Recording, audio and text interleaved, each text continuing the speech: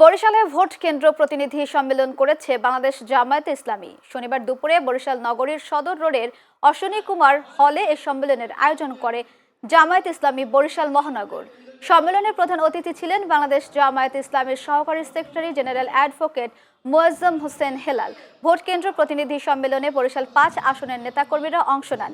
এতে বক্তারা বৈষম্যহীন, ন্যায়, ইনসাফপূর্ণ, মানবিক ও সম্প্রতির বরিশাল ৫ আসন বিনির্মাণে সকলকে অংশ নেওয়ার আহ্বান জানান।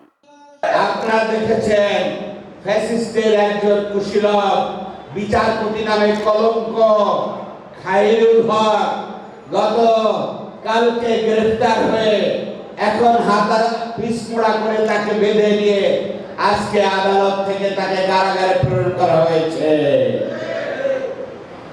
বিচারপতি তোমার বিচার করবে যারা আজ জেগেছে সেই জনতা বাংলাদেশে এই ফ্যাসিস্টদের বিচার করবে ইনশাআল্লাহ।